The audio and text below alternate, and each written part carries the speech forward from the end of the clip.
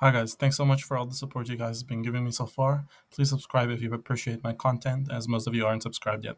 Let's get into it. So, BNS doesn't really do a good job telling you what to do when you hit max level.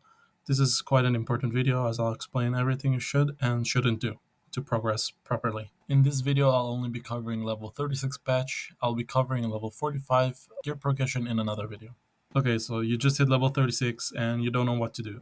So first thing you're going to do is go to the desert area. East to Yehara's Mirage, there will be a desert scorpion field boss called Pinchy. This field boss will give you your first major soul shield set. You kill the boss and use the essence to spin the wheel for a chance on the soul shield box. If you're only missing out one or two soul shields, you can just straight up buy it from the merchant, but it does cost a little more than just spinning the wheel once. As far as I know, it costs like 5 or 6 essence per soul shield. So yeah, this is your first goal. Next, I'll play a clip of my Twitch stream where I explain how to get the best weapon you can get at level 36. Okay, so there's two ways to get the weapon. It's either through this dungeon, but I didn't get it through this dungeon.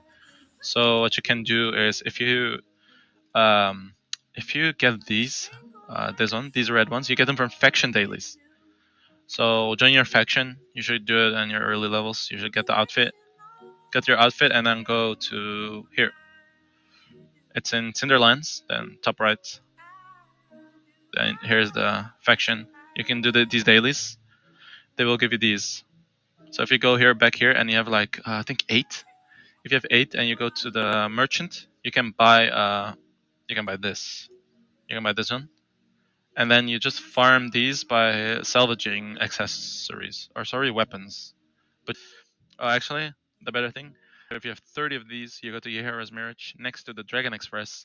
You can get a box where you can choose to get 10 of these. That's pretty much it. It's really easy to get your weapon, to be honest. And make sure to get the second one, not this one. Is this one. The one with the orange one. This is green. Thanks, Best Self. Anyways, how do you get these white powders? Well, first of all, you get them from salvaging low-level dungeon accessories.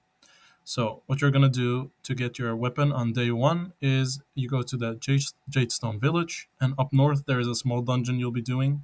This boss drops a green accessory that you'll be salvaging until you get 30 powders. When you have 30 powders, you'll buy the crafting material box from the merchant in Yahara's Mirage and transmute your weapon. Important note, you need 1 gold for this transmute though. If you want your weapon, you need 1 gold to transmute it.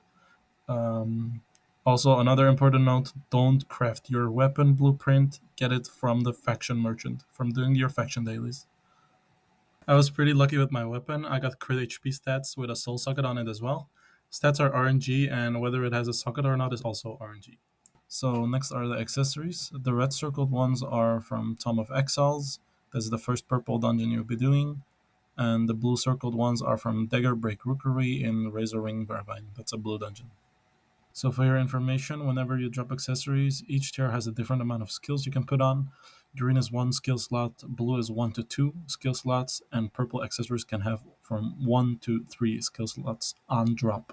It's RNG, however much you'll get. The soul badge you can get from salvaging outfits and then trading it at the merchant. I suggest keeping your eye on the marketplace all the time for accessories you don't have yet, because some people might sell them for really cheap, as you can see on the video, and you might as well buy them if you have endcoin from accessories that you sold.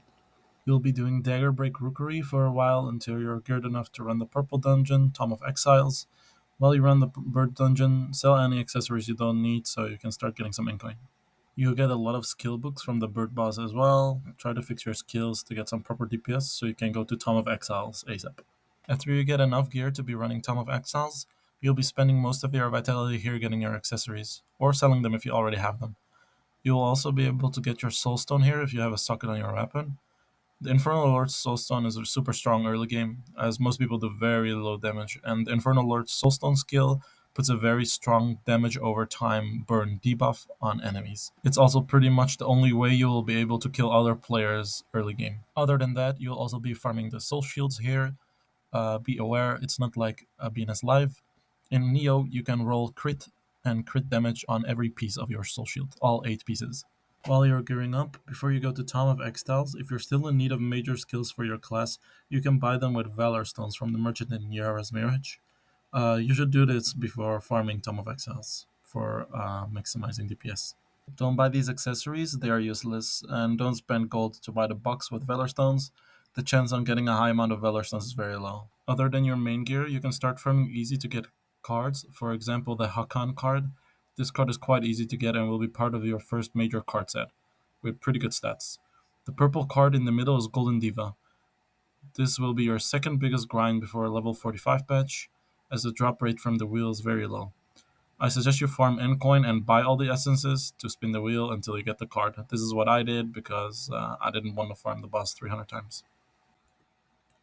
The other two blue cards from this card set are the Desert Scorpion and the Bulbari.